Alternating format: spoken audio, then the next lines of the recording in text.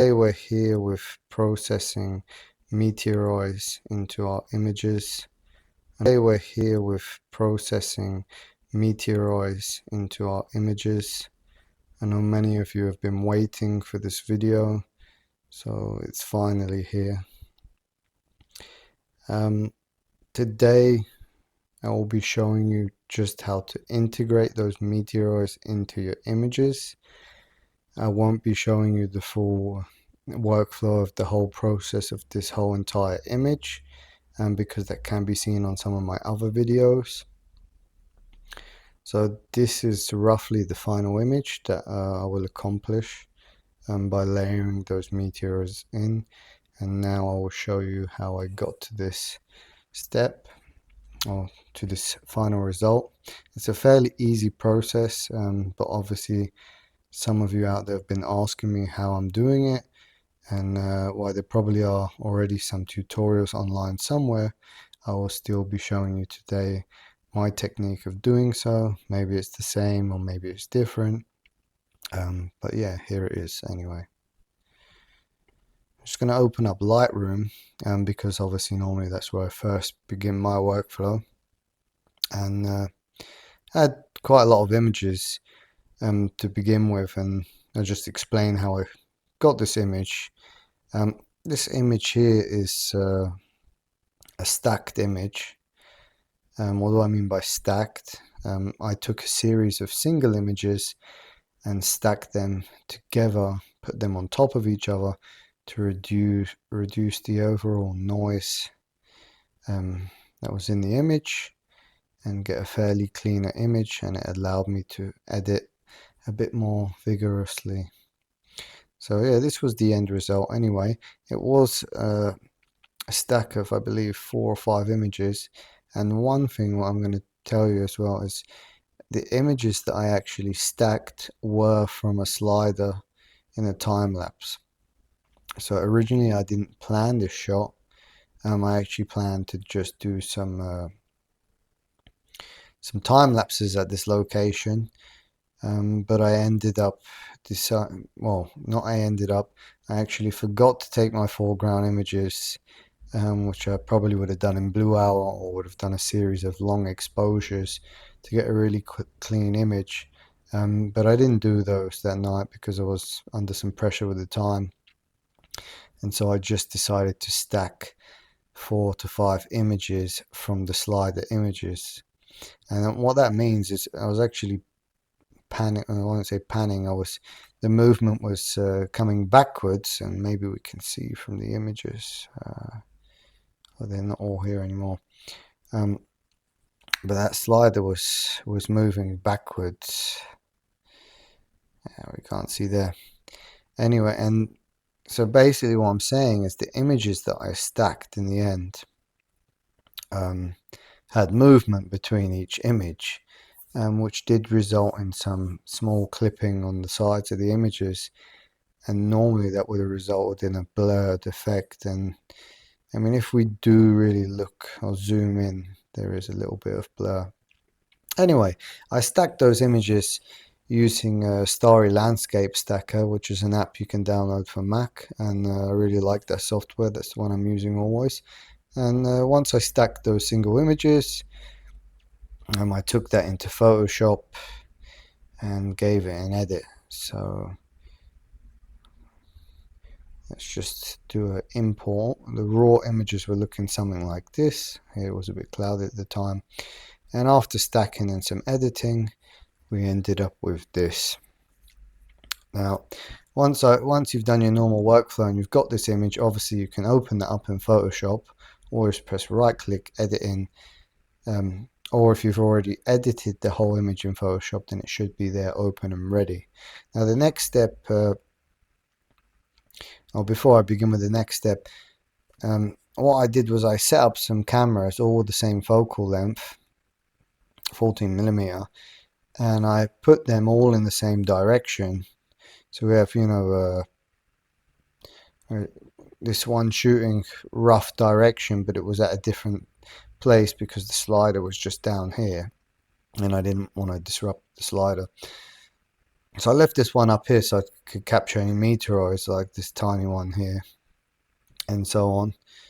And I think I had another one where I slightly tilted up a bit more, and that was basically just to see if I captured anything else. But obviously I wasn't going to use this portion of sky in the end, so only any meteoroids that were in the same frame would I be using in the final image. So let's get started. I'm only going to do one example of layering a meteor on, because doing it on repeat isn't going to benefit any of you. So I'll just show you once how it's done. So here we have a meteor in my image. Just go back to the import shot. It was like that. Obviously the white balance is totally off of the image. Now I don't really care a whole great deal about my white balance, because I'm not going to use this the rest of the image in my final image. But which part I am going to use is obviously the meteoroid. And we want to edit that meteoroid so it looks its best for layering it in our final image. Now, I went through a bunch of steps here, like playing with the shadows, the tint, and so on, temperature. Ignore these, the profile should always be Adobe Color. I did enable the lens profile, then I disabled it. I basically just wanted to make sure it was off, so there was no distortion of the image and so on. So that's off. And then I basically went up, and now we play a bit with the colors and so on to get that. So obviously this is a blue meteoroid, and we want that blue to stand out. We don't want it to obviously look like that. That's a bit extreme. But we do want to introduce some color back into it, because the color is there. If there was no color, then it would be, just bright white. And we can reduce the highlights and see what that does. Obviously if you increase, you blow out a lot of that color, so the key is to probably reduce slightly. So, and then you can just play around with the tint and white balance to your liking. Now the easiest thing is to zoom in a bit more, and we go a bit green. Obviously the separation here, let's say the harsh contrast is stronger and more visible, whereas if I tend to go more purple and so on, obviously now we have blue and blue, so it's going to be a bit harder to do the blend layer, and you might end up taking some of the actual sky and not the meteor into your final image, which we don't want. So somewhere around here, something like that. And as you notice here, if I go a bit too red, we introduce a small color cast on the edge of the meteor, and we definitely don't want that as well. So take it back to about there, and it should be fine. So if we look at this image overall, of course the white balance looks totally off. It's oversaturated and so on. I'll turn down that vibrance again, go back in, see what that did on off. So I mean, you can keep it if you want. It's only on a small amount of the image, of course, just a meteor, but now that meteor has some good color, right? And then now when you, so what I did, because I didn't explain properly earlier, is I had my time lapses running, and I did 2 or 3 hours, or no idea how long, a series of images.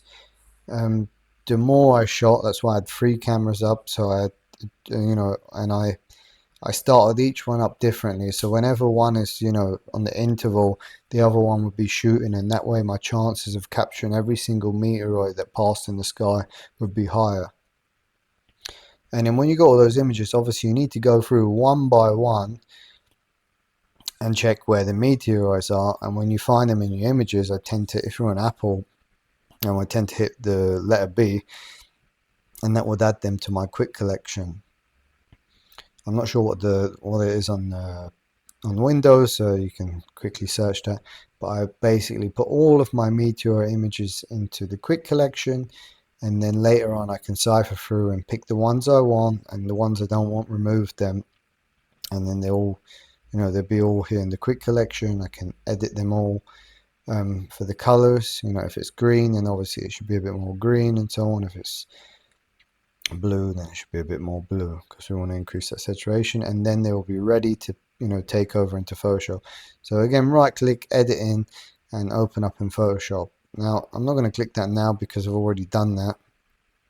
And if we open up Photoshop, here we go with the final image later on. But over here, basically this was my series of meteors, and what I had done is done a batch selection in Lightroom and pressed open as layers in Photoshop and open them all up on top, all on top of each other. And then now I've got this image here. What I can just basically do is press Command C, which means copy, and copy that layer, and we'll open up this one. I'll turn off the meteors for now, and press Command V, or basically paste, and then Command T, because I need to move that slightly because the sizing of this image is wrong.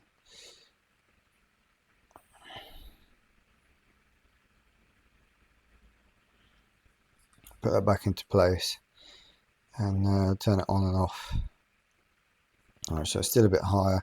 We can change the blend mode to lighten, and then Command T, and move that down so we know where it's supposed to be.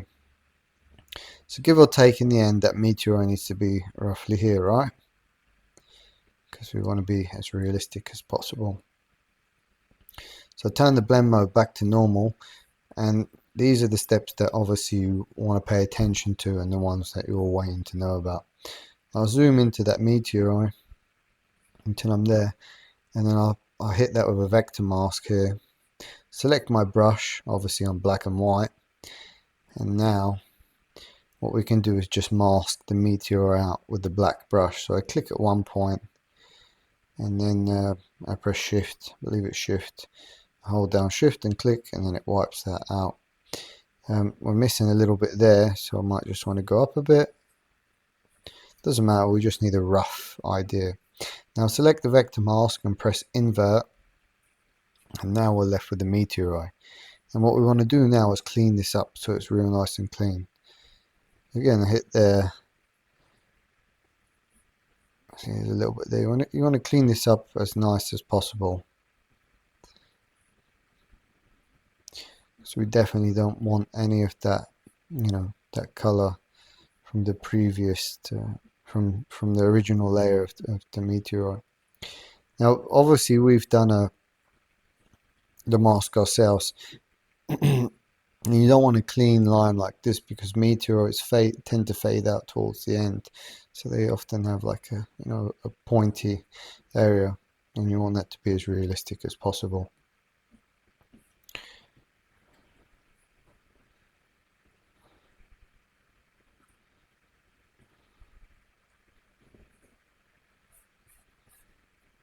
Now if we zoom out, we can see our meteor is there, just on and off. There it is.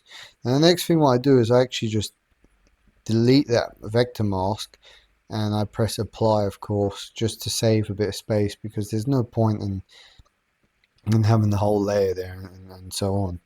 And then obviously if you wanted to, you could press Command T and, you know, move that 360, or just send it in circles and put it where you want it to be, for those that want to play around.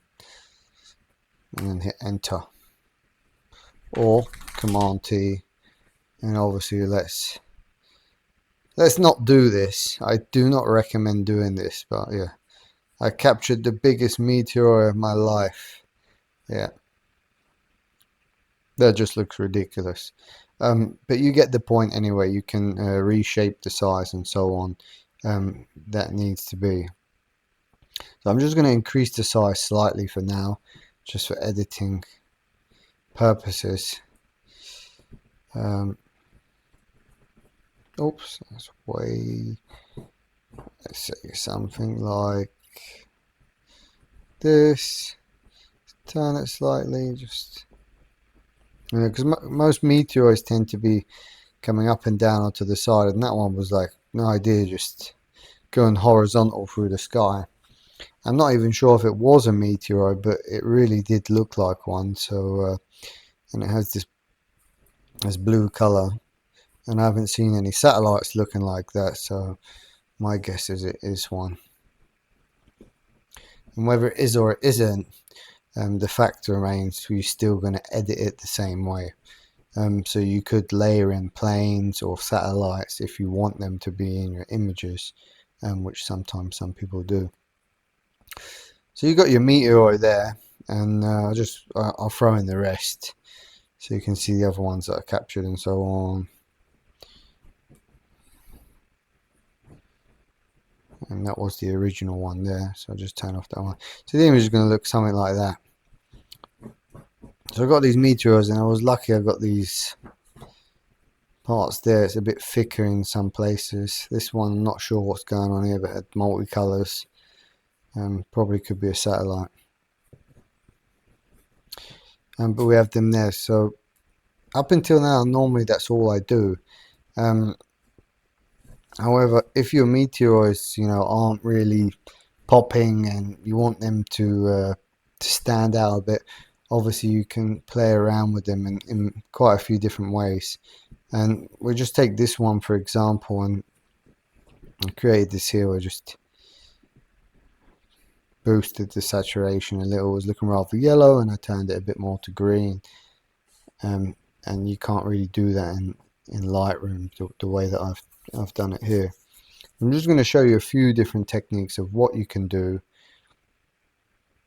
And so we'll take this yellow one for example. And originally it was like this, and what I did was I copied the layer. So I'll just show you from scratch, because that will make the easiest example. So we copy this yellow meteoroid. I'll change the mode to screen, and I press filter, and we do a Gaussian blur on it. And I've done one to about 2 pixels. I press OK, turn it on and off. And what I like about that is it made it a bit softer with the blend, because before it was looking a bit harsh, obviously because we had masked that in and so on. So this gives it a bit more of a natural appearance. And then the next thing I did was I think it was, where is it, select, sorry. Next thing I want to do is press convert to smart object, hit the layer and do new fill layer and press solid color. I'll just leave it as that, and then obviously we should pick a color, right? And that color was roughly green, yellow, or so on. So we'll just pick something, for example, like that for now.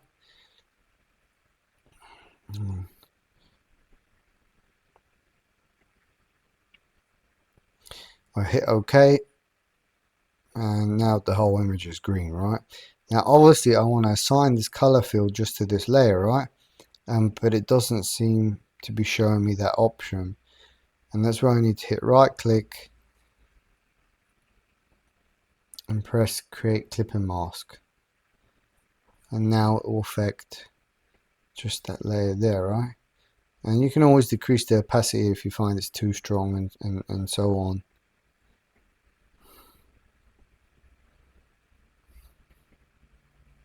And you can always double click in and obviously change the color. Just for reference, maybe we leave it like that for example and hit OK. And now we have that tiny difference, but it makes a whole, for me I think it makes a whole big difference. Now in the past I've not been working with these methods, but since everyone was so keen on knowing about meteoroids and how to layer them into images, I wanted to look for some other techniques to make it a bit more fun, because honestly it's quite a boring process and very easy to do. So I wanted to offer something else, and I was like, how can we make our meteoroids look a bit better in the blend and so on. So this is something I'm experimenting with, and if I do any other kind of experiments and come up with something even better, then I'll let you know. in the future. So that was one method to changing a meteor. Now we'll work on another one and try something else, right? Let's go down. We got the green meteor, is this one here, right? Now obviously you can use the classic dodge and burn tools. We could do some dodge and add, increase the midtones or whatever, the highlights in this section here, maybe a bit here and so on. We can do some stuff like that. Click before and after. It's not a huge difference, but it is a possibility to do such things. It's something I wouldn't play with, to be honest. The other thing what we can do is make a layer from everything all together, and I'll keep the dodge and burn tool open, and I'll hit midtones and I'll click, let's say, exposure 10%. Now change the brush size, and I can click here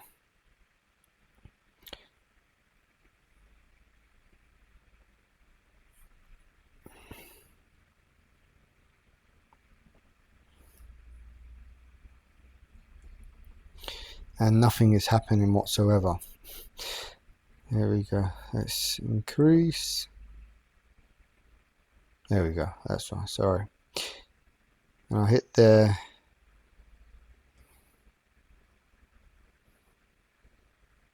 Just going over the area a bit and so on. Maybe from start to bottom.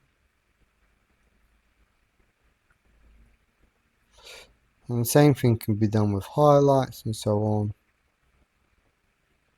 And it gives it a kind of glow on the edge. And we go back.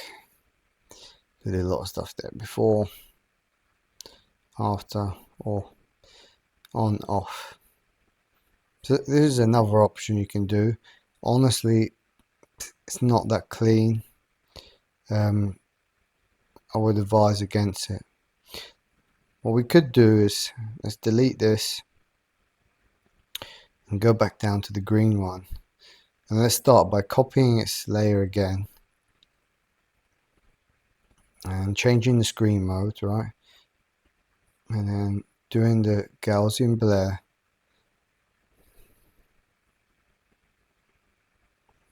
Okay, so we've done a Gaussian blur, right? To try and get that fade a bit, that blend a bit better, so it looks a bit smoother. Before, after. We look again, look. Before, after. I might even hit that Gaussian blur one more time and see what happens. Because it was not a clean, change from one shot to the next. And what we could do now is maybe use the dodge and burn, right?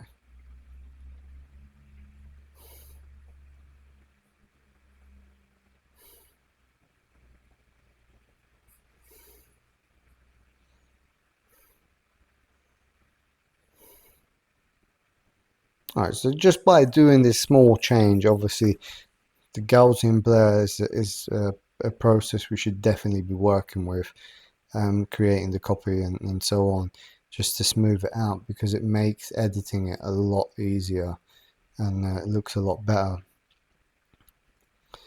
And what we could do is, again, let's convert that again. Convert smart object, layer, new layer fill, solid color.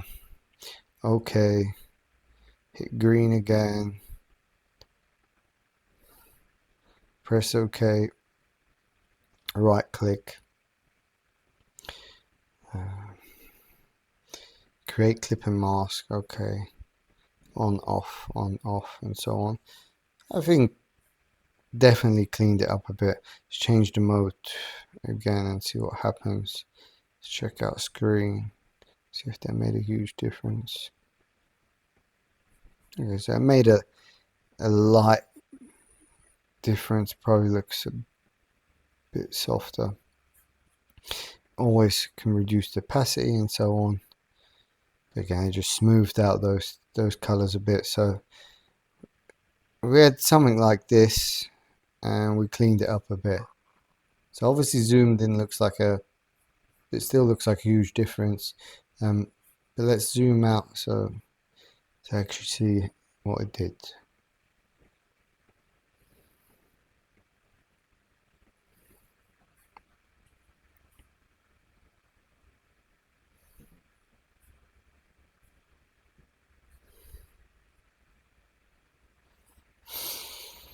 So next let's check out the white one. Now the white one came out literally just white, no color whatsoever. I'm going to be making this up now, and let's try and make some color on it. Let's see what happens. Never done this before, but I'm pretty sure by using the same method what we've been doing, it should be able to work as well. So I set the Gaussian blur once more, filter, Gaussian blur again, and now just since we're working with blur, I want to try something else called blur, and I believe it's motion blur. And let's change the direction.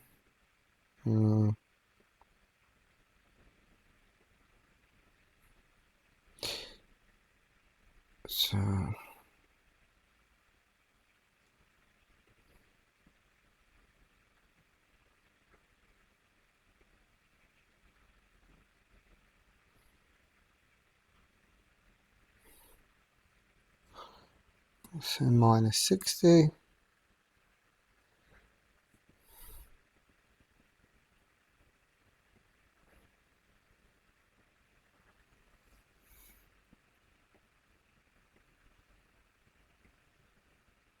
I'm not sure if you understand what I'm trying to do here, but I'm basically, explain a second.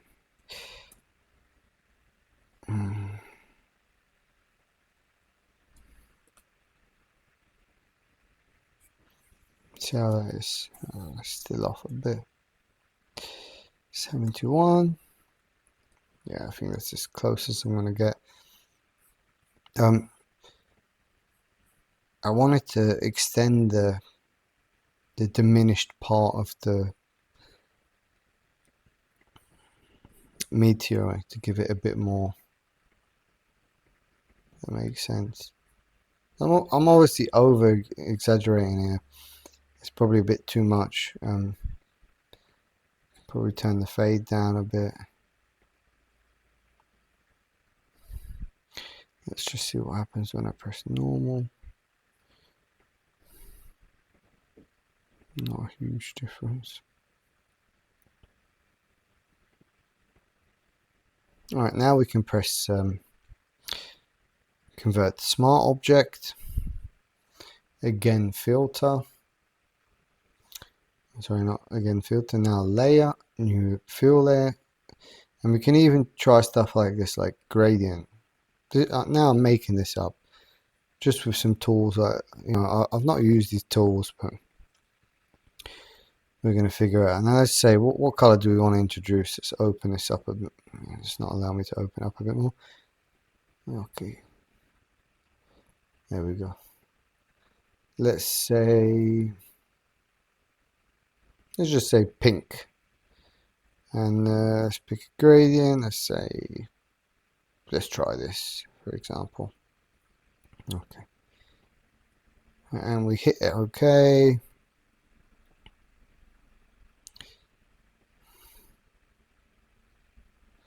I'm going to put the angle in as well. What was it? 70. Let's say 70. Hit OK.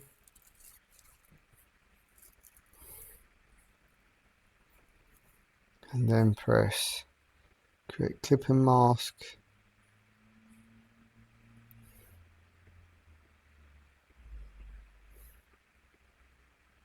Right, now the problem here obviously is, come on, T, okay. Is that gradient is actually reaching over the whole size of the image. But if we can get it to actually work on just this, let me see.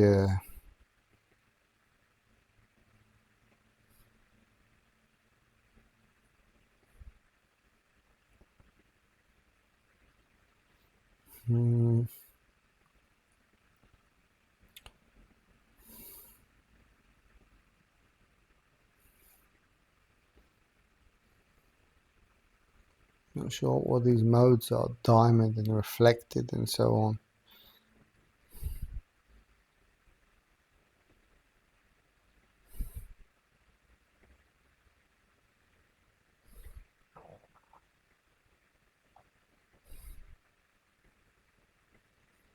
Anyway, but definitely don't want a pink meteor.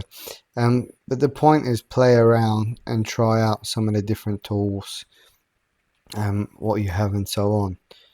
So another thing, let's work on the blue one as the last one, for example. Let's go down. Here's my blue one.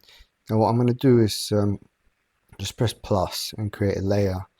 And I'm going to take the brush and the color. I want it to be obviously similar to the blue. Let's just take that for example. The opacity, I'm going to turn it right down.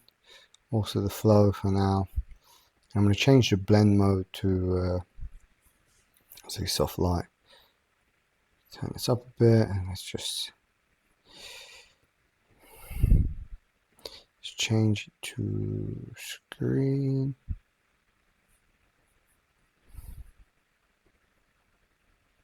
Okay, now we can remove that.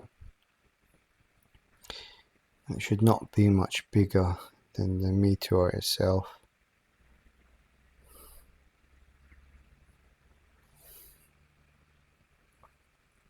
Yeah, that I would not do.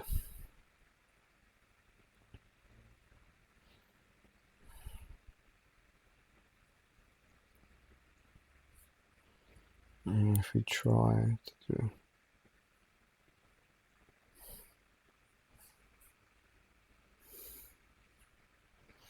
So what I'm basically trying to do is to imitate this, what we have here.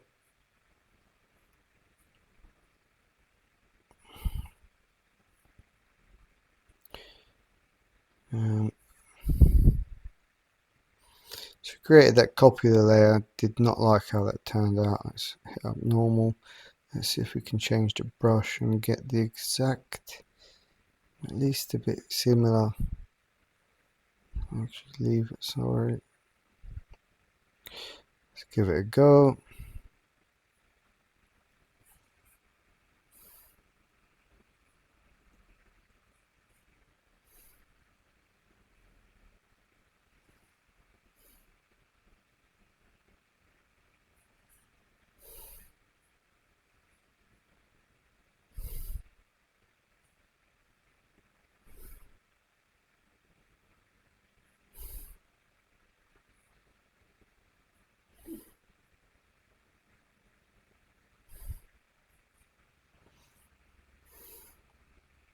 What I need to do is mask that.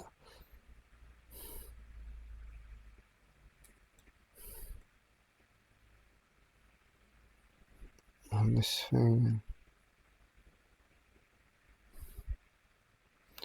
It's not happening today. Alright, let's remove that. And let's copy. So the only other alternative really would be is to try and clone a bit. And let's say we take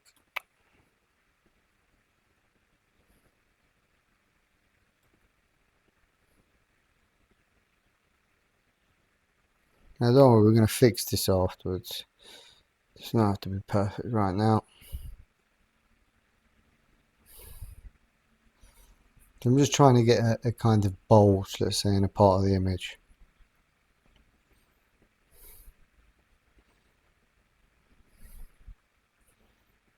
And again, we can hit blur, Gaussian blur. As of yet, I don't like it, but don't worry, that's fine. Let's say not too much, just enough. That's slightly better. Let's say okay. And then we can easily just mask out.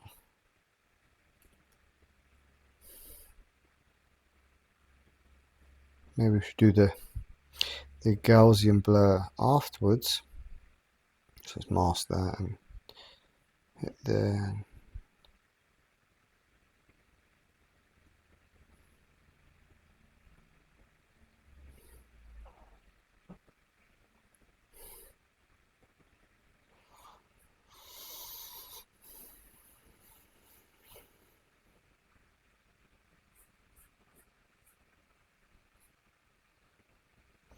So, I mean, it's personal preference if you want to do those things. How crazy you want to go is up to you. Obviously, I prefer the ones that are more natural, that come out natural and so on. But those are a few of the things that you can do to play around with your meteors. Now, everybody's asking how I got color. Well, if you go back to Lightroom, well, my raw images had color. So obviously, so right now I've set the settings back to normal, right? And if I reduce the highlights and we zoom in a bit more,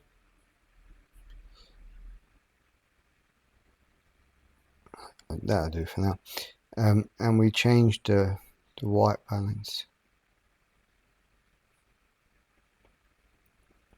Zoom in and out. You can see it's slightly blue, right? Now, of course, if we increase the saturation and fix the white balance, you can see that blue is there, which means, it was blue. Here's obviously a plane or a satellite, and it's pretty much completely white. So if your meteors don't have colors, the chances are you overexposed, right?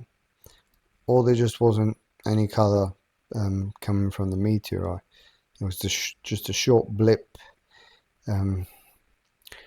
like this thing here.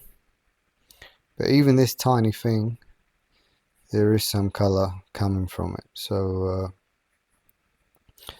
I can't give you an exact answer why you don't have color in your meteoroids, but the color is there.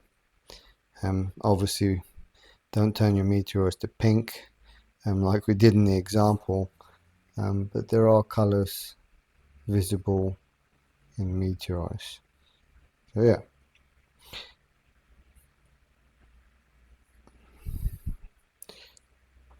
So in the end, we had the rough result like this. That was how I laid each one in individually. We did a small, few ways of trying to get those meteors to pump, and that was the result. So yeah, I hope that was helpful, and that you can benefit somehow from this. If you have any kind of questions, don't hesitate to ask me or drop a comment below. If you can give me a thumbs up, or even follow the channel, it might inspire me to do a few more videos. I'm still in the process of getting my studio done up, but once it is, I will have much more episodes coming out, and I will focus on more strong tutorials so I can help you all out there. Thank you everyone for watching today, and I'm wishing you all clear skies.